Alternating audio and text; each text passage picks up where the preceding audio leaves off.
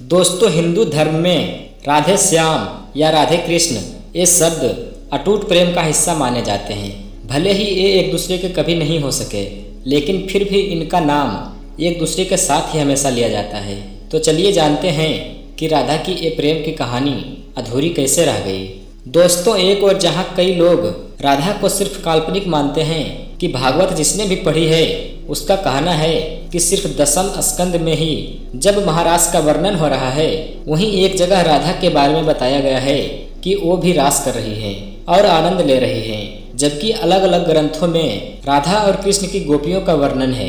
एक जगह ये भी लिखा है कि श्री कृष्ण की 64 कलाएं ही गोपियां थी और राधा उनकी महाशक्ति, यानी राधा और गोपियां कृष्ण की ही शक्तियां थी जिन्होंने स्त्री रूप ले लिया था। कुछ जानकारों के अनुसार तो गोपियों को ही शक्ति मार्ग का परमहंस कहा गया है, यानी कि जिसके दिमाग में दिन रात परमात्मा रहता है। इसीलिए गोपियों को परमहंस कहा गया है, क्योंकि उनके मन और दिमाग में भगवान श्री कृष्ण हमेशा 24 घंटे रहते थे। वहीं राधा और कृष्ण के प्रेम का असली वर्णन मिलता है गर्ग संहिता के रचयिता यदुवंशियों के कुलगुरु, जो एक तरह से कृष्ण के भी कुलगुरु हुए, ऋषि गर्गा मुनि थे। जानकारों के अनुसार गर्ग संहिता में राधा और कृष्ण की लीलाओं के बारे में बताया गया है। इस संहिता में मधुर श्री कृष्ण लीला है, जहाँ राधा कृष्ण के प्रेम के बारे में बताया गया है। वहीं इसमें राधा जी की माधुर्य भाव वाली लीलाओं का भी वर्णन है। गर्ग संहिता में श्रीमद् भगवद गीता में जो कुछ सूत्र रूप से कहा गया है उसी का बखान किया गया है। जानकारों का एक तक कहना है कि अगर गर्ग मुनि यदुवंशियों के कुलगुरु थे तो वे अपने सामने चल रही कृष्ण लीला में किसी काल्पनिक किरदार का चित्रण करेंगे। ऐसा मुमकिन नहीं लगता। यहीं से राधा के सत्य होने का प्रमाण मिलता है। कहा गया है कि भगवान विष्णु के अवतार कृष्ण राधा से ये वादा करके गए थे कि वो वापस आएंगे, लेकिन कृष्ण राधा के पास वापस नहीं आए और चले गए। उनकी शादी भी माता लक्ष्मी के रूप रुक्मणी से हुई थी। कहा जाता है कि रुक्मणी ने कभी श्री कृष्ण को नहीं देखा था, फिर भी उन्हें अपना पति मानती थी। जब रुक्मणी के भाई रुक्मी ने उनकी शादी किसी और से करनी चाहिए तो रुक्मणी ने श्री कृष्ण को याद किया और कहा कि अगर वो नहीं आएंगे तो वो अपनी जान दे देगी। इसके बाद श्री कृष्ण रुक्मणी के पास गए और उनसे शादी कर ली। कृष्ण के वृंदावन छोड़ने के बाद से ही राधा का वर्णन बहुत कम हो गया है। राधा और कृष्ण जब आखिरी बार मिले थे तो राधा ने कृष्ण से कहा था कि भले ही वो उनसे दूर जा रहे हैं, लेकिन मन से कृष्ण हमेशा उनके साथ ही रहेंगे। इसके बाद कृष्ण मथुरा गए और कंस और बाकी राक्षसों को मारने का अपना काम पूरा किया। इसके बाद प्रजा की रक्षा के लिए श्री कृष्ण द्वारका चले गए और द्वारकाधीश के नाम से लोकप्रिय हो गए। वहीं जब कृष्ण वृंदावन से निकल गए तब राधा की जिंदगी ने एक अलग ही मोड़ ले लिया था। कहते हैं कि राधा की शादी एक यादव से हो गई। राधा ने अपने दाम्पत्य जीवन की सारी रस्में निभाई और बूढ़ी हुई, लेकिन उनका मन तब भी श्री कृष्ण के लिए समर्पित था। राधा के पति का वर्णन ब्रह्मवैवर्त पुराण में मिलता है। ये वेद व्यास द्वारा रचित 18 पुराणों में से एक है। वैसे राधा की शादी के बारे में भी अलग अलग कहानियां प्रचलित हैं। कुछ के अनुसार राधा की शादी अनय से हुई थी। अनय भी वृंदावन निवासी थे और राधा और अनय की शादी ब्रह्मा की एक परीक्षा के बाद हुई थी।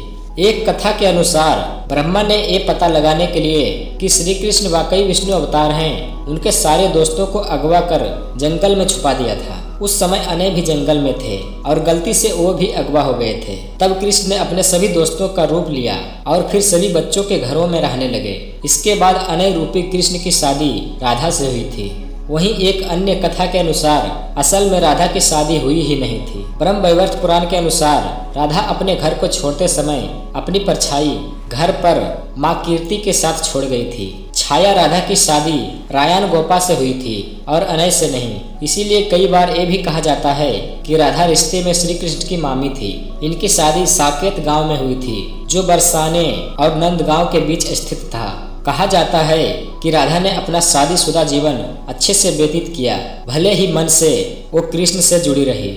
लोक कथाओं के अनुसार अपने जीवन के अंतिम दिनों में राधा ने अपना घर छोड़ दिया था और कृष्ण से मिलने द्वारका चली गई थी। जब आखिरकार ये दोनों मिले तो दोनों ने एक दूसरे को कुछ नहीं कहा। दोनों एक दूसरे के मन की बात जानते थे, लेकिन राधा को लगा कि कृष्ण से करीब रहना उस तरह का सुख नहीं दे रहा है जिस तरह उन्हें तब लगता था जब वो मन से कृष्ण से जुड़ी हुई थी। ऐसे में राधा बिना कुछ बोले महल छोड़कर चली गई।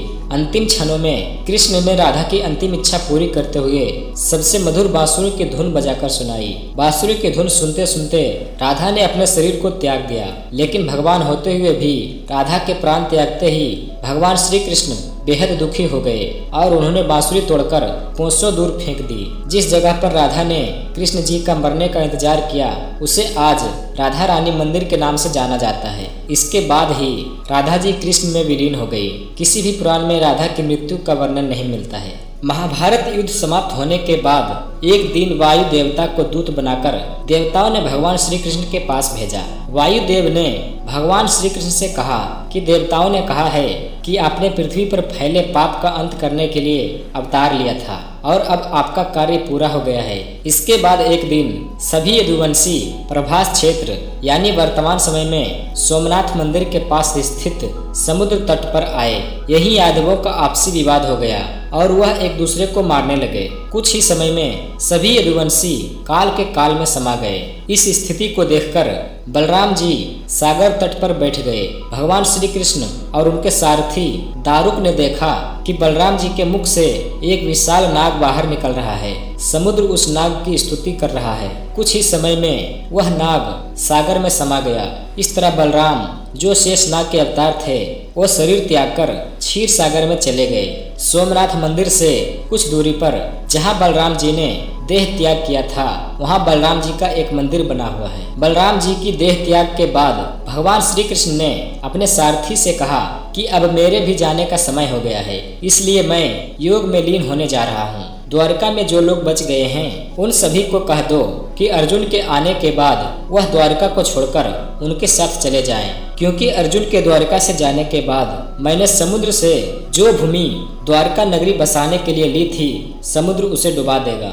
इसके बाद श्री कृष्ण योग में लीन हो गए और जरा नामक शिकारी ने भगवान श्री कृष्ण के पैर को मृग की आंख समझकर दूर से बाण चला दिया। इस बाण के लगते ही भगवान मूर्छित हो गए। जरा ने जब श्री कृष्ण को देखा तो काफी घबरा गया और अपराध बोझ से दुखी हो गया। भगवान श्री कृष्ण ने तब जरा को समझाया कि यह तो मेरे विधान से ही रचा हुआ था। मैंने स्वयं ही अपने देह त्याग के लिए इस विधि को चुना था, क्योंकि तुम्हारे पूर्व जन्म का ऋण था मुझ पर। जरा पूर्व जन्म में बाली था जिसका वध भगवान राम ने किया था। गर्ग संहिता के लोकों का गोलोका कांड में देवर्षि नारद और मिथिला नरेश के बीच का संवाद बताया गया है। ये राधा को श्री धामा के श्राप के कारण हुआ था कि राधा और कृष्ण को 100 सालों का वियोग झेलना पड़ा था। श्री गर्ग संहिता के विश्वजीत कांड के 49वें अध्याय में एक और कथा है जिसमें कहा गया है कि राधा और कृष्ण 100 साल बाद सूर्य ग्रहण के दौरान होने वाले एक यज्ञ में मिले थे जो कुरुक्षेत्र में हो रहा था। इस दौरान राधा को योगेश्वर भगवान अपने रानियों और गोपियों के साथ द्वारका ले गए। यहाँ सभी ने राजसूय यज्ञ में हिस्सा लिया जिसे राजा उग्रसेन ने करवाया था। उस समय राधा कृष्ण के साथ उनकी पत्नी के तौर पर थी